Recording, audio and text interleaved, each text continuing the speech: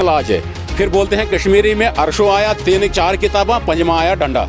फिर क्या करना है? नहीं सुनो ना, उस जीआरएस को क्या काम करना है? मारना नहीं है, खत्म नहीं करना है उसको, उस तरीके का परेड करना है कि ताकि वो रोटी भी हमारे साथ बरादरी यहाँ पे है, उन्होंने यहाँ पे रहना है। वो पूरे मुगल मैदान में आके लोगों के सामने आके माफी उनसे लें, यहाँ तो हमारे साथ बुरा कोई नहीं होगा।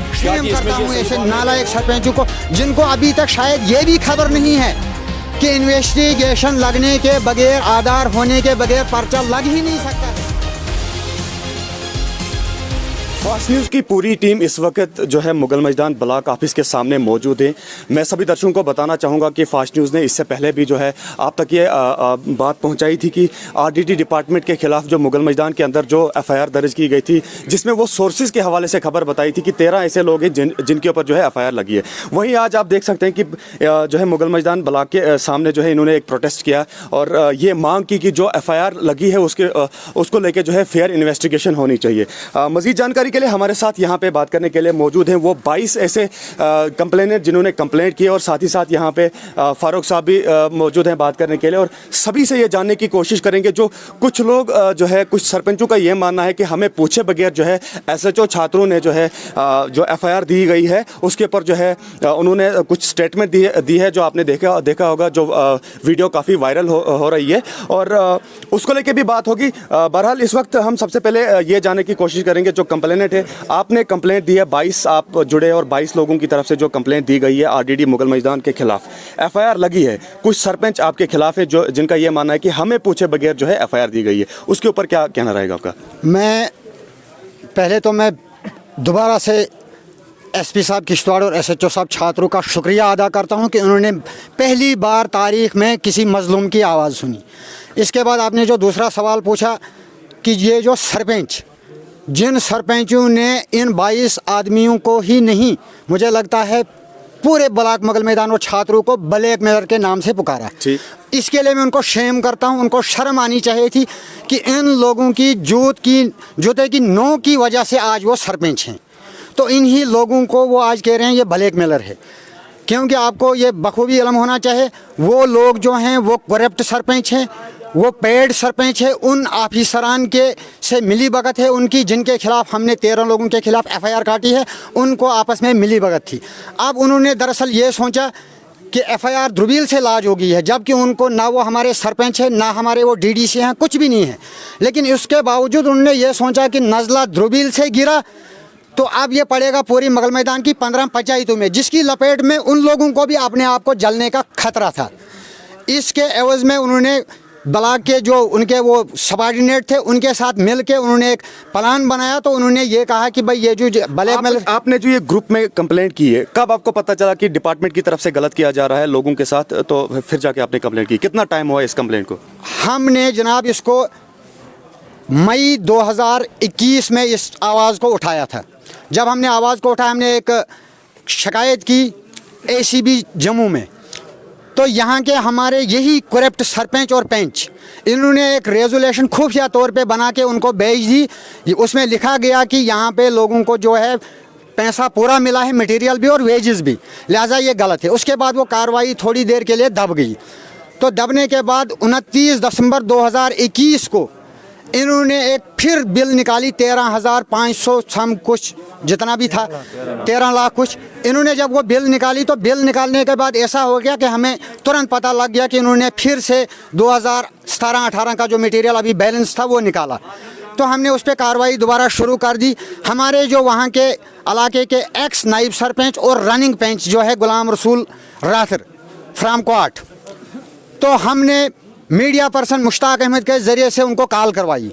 जब उनकी कॉल हमने रिकॉर्ड की, जिसमें वो खुलासा करते हैं, जो ऑडियो बिल्कुल वायरल है, आप लोगों ने देखी होगी, मुझे उस गहराई में जाने की ज़रूरत नहीं, जिसमें वो सारा खुलासा कर रहे हैं।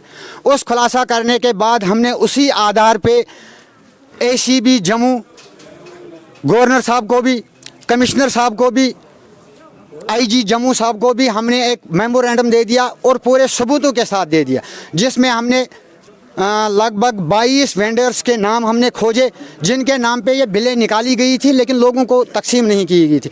जब हमने वो निकाला, हमने वहाँ इनके खिलाफ जब किया, तो उसके बाद उसी दौरान हमने मुनासिब समझा कि हमारा जो एडमिनिस्ट्रेशन लोकल है हमें उनसे भी गुहार लगानी चाहिए कि बिलाखिर ये ग्राउंड लेवल पे वेरिफिकेशन के लिए आएगा। तो हम जनाब SHO साहब के पास छात्रों में गए, हमने वहाँ एक दरख्वास्त दर्ज कराई।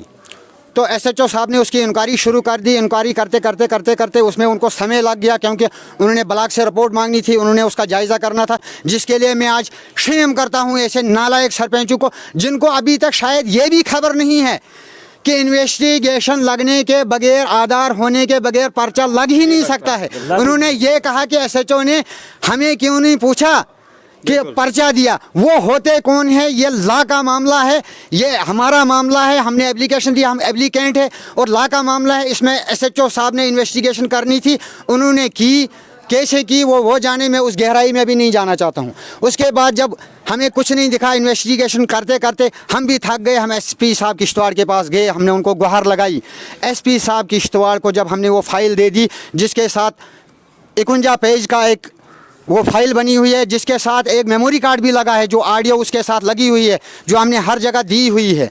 तो जब वहाँ हमने दे दी, उन्होंने SHO साहब छात्रों को वो दे दी और हमने हवाला दिया SP साहब को कि हमने SHO साहब को भी एप्लीकेशन दी थी, लेकिन वो इस पर कार्रवाई नहीं कर रहे हैं, क्या वजह है? तो SHO साहब को आदेश आ गया SP साहब का कि इसमें फ्री एंड फेयर इन्वेस्टिगेशन की जाए। उसके बाद जब हमने पूरे सबूत दे दिए, सबूतों के आधार पे ब्लॉक के 13 मुलाजमीन के खिलाफ, जिसमें हमारे 3 BDO साहिबान भी हैं, 2 हमारे JE साहिबान हैं, 4 GRS हैं, 4 VLW हैं, उनके खिलाफ FIR लाज होगी। जब FIR लाज हो गई, उसके बाद हमारे उन 22 आदमियों को तरह से सताया गया, यहाँ तक कि उनके पीछे SOG डाली गई, उनके पास पुलिस डाली गई। नहीं जी, उसका ये मामला है, जंगलात वाले हमारे पीछे लगा दिए गए और उनको यहाँ ये भी मेंबरों और GRS की तरफ से डराया और धमकाया गया कि अगर आप इससे पीछे नहीं हटेंगे तो हम आपके खिलाफ कानूनी कार्रवाई करेंगे। इसके साथ ही हमने एक और FIR लाज की है GRS सुरजीत कुमार के खिलाफ, जिस पे अभी कार्रवाई SHO साहब ने नहीं की है, जो GRS इस वक्त रनिंग में है।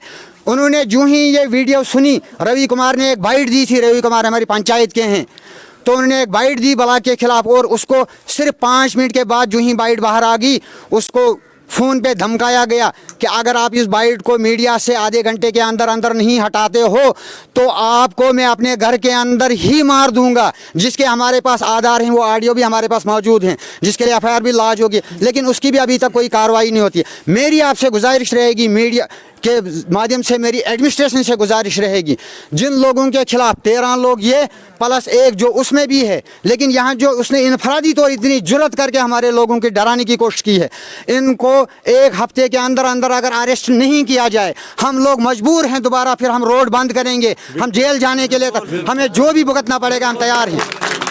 तो लिहाजा मेरी गुजारिश है कि इस पर तुरंत कार्रवाई होनी चाहिए। फारूक साहब, जिस तरीके से कंप्लेनेंट्स के ऊपर ये हिरासमेंट की जा रही है डिपार्टमेंट की तरफ से या फिर सरपंच पंचों के द्वारा जो इन्होंने कंप्लेंट की है, इसके ऊपर क्या कहना रहेगा आपका? और साथ ही साथ आपने एक मेमोरेंडम BDO साहब मुगल मैदान के पास गए, अंदर मीटिंग हुई और मेमोरेंडम भी दे दिया अंदर, तो क्या कुछ पूरा अंदर मीटिंग में हुआ, बताइए ज़रा। मीटिंग में मैंने अभी भी बताया, मीटिंग में यही अंदर हुआ। हमने उस पर 4-5 जो हमारे काज थे वो हमने लिख के दे दिए। सबसे पहले हमने ये लिखा कि जितने लोग हमारे पास हैं, जॉब कार्ड होल्डर हैं, इन सबों को पूरे 100 डेज चलने चाहिए और जो मटेरियल है, जो काम किया है, तो वो पूरा मटेरियल उनको मिलना चाहिए। नंबर 3, ग्राम सभा वहाँ पे होनी चाहिए। ग्राम सभा में जो भी वहाँ पे वेंडर बनेंगे, दूसरे दिन वहाँ पे पंचायत में हर जगह वो नाम आने चाहिए लोगों के सामने, हाँ जी यही वेंडर बने।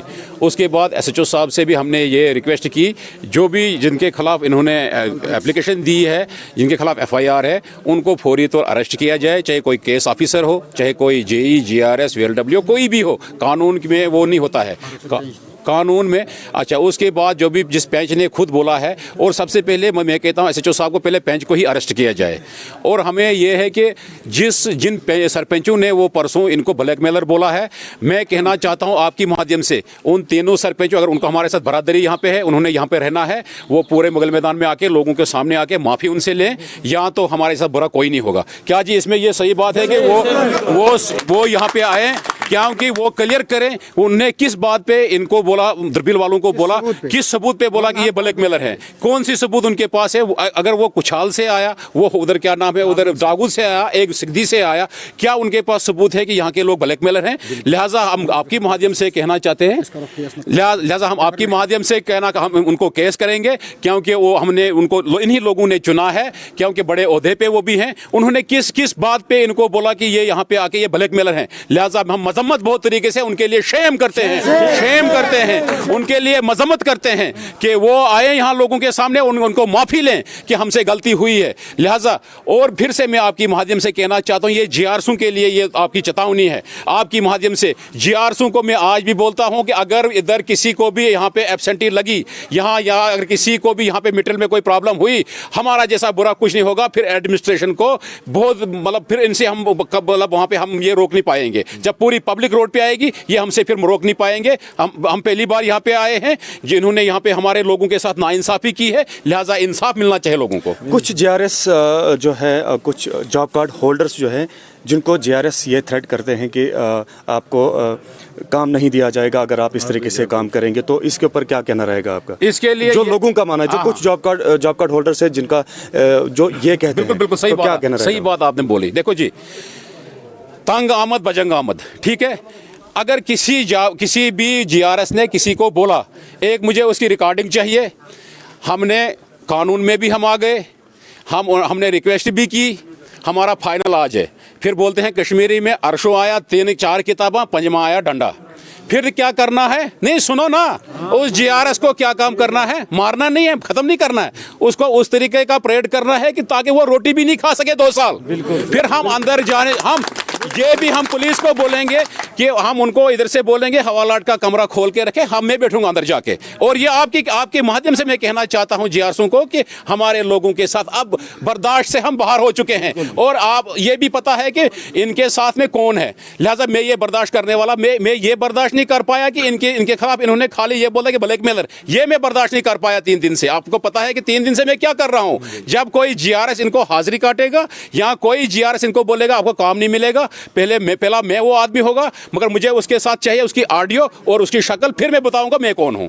हाँ, आगे बताइए आप। शुक्रिया, मौजूद हैं। और एक बार फिर से दोहराना चाहूँगा कि ज़िला किश्तवाड़ के अंदर कोने कोने से ये आवाज़ गूंजती है कि आरडीडी डिपार्टमेंट की तरफ से जो मटेरियल का पैसा दबाया जाता है और जो हिरासमेंट लोगों को, जॉब कार्ड होल्डर्स को किया जाता है, तो उसी के ऊपर आज मैं इस बात को दोहराना चाहूँगा कि जो एफआईआर लगी है और उसी के हक़ में जो है यहाँ पे सारे प्रोटेस्टर्स जो है, अभी BDO साहब के साथ जो है अंदर मीटिंग हुई और जिन्होंने ये आश्वासन दिया कि आने वाले वक्त में जो है उनके ऊपर कार्रवाई की जाएगी, और पुलिस एडमिनिस्ट्रेशन भी इसका ताउन दे रही है और वो भी फ्री एंड फेयर तरीके से जो है इसके ऊपर इन्वेस्टिगेशन करेगी।